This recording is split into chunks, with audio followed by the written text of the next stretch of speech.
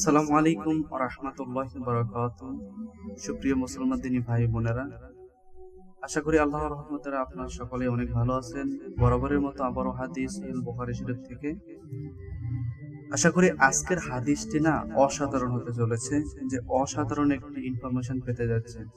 ইনশাআল্লাহ সকলে মনোযোগী হব এবং পুরো হাদিসটি অবশ্যই শুনবো এবং দেখব। আশা করি আপনারা এই হাদিসটি শুনলে আপনাদের ঈমান মজবুত হবে এবং আপনারা আমল করতে পারবেন ইনশাআল্লাহ।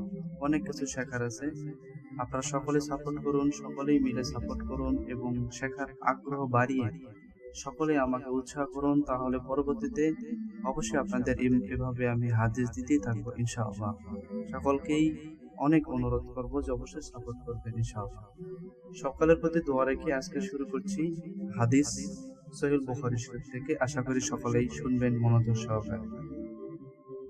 হাদিস নং 224, খণ্ড নং প্রথম খণ্ড, ওযু অধ্যায়, সহিহ বুখারী শরীফ।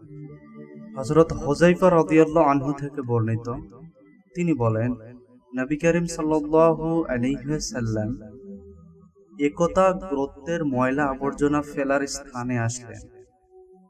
তিনি সেখানে দাঁড়িয়ে পেশাব করলেন, অতঃপর পানি আনতে বললেন। আমি তাকে পানি এনে দিলে তিনি ওযু করলেন। সাধারণত বসে পেশাব করাই ছিল রাসূলুল্লাহ সাল্লাল্লাহু আলাইহি ওয়াসাল্লাম এর অভ্যাস। এজন্যই হযরত আয়েশা রাদিয়াল্লাহু আনহা বলেন, যে ব্যক্তি তোমাদের বলবে যে রাসূলুল্লাহ সাল্লাল্লাহু আলাইহি ওয়াসাল্লাম দাঁড়িয়ে পেশাব করেছেন, তার কথা বিশ্বাস করো না। তিরমিজি শরীফ, নাসায়া। এই একটি মাত্র স্থানেই তার অভ্যাসের ব্যতিক্রম পাওয়া যায়।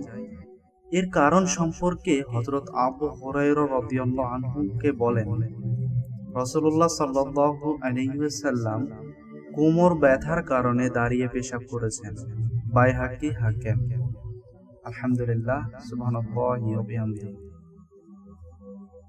সম্মানিত বন্ধুগণ, আজকের হাদিসটি আসলে অনেক বড় একটা ইনফরমেশন ছিল, যা আমাদের জানা প্রয়োজন অবশ্যই।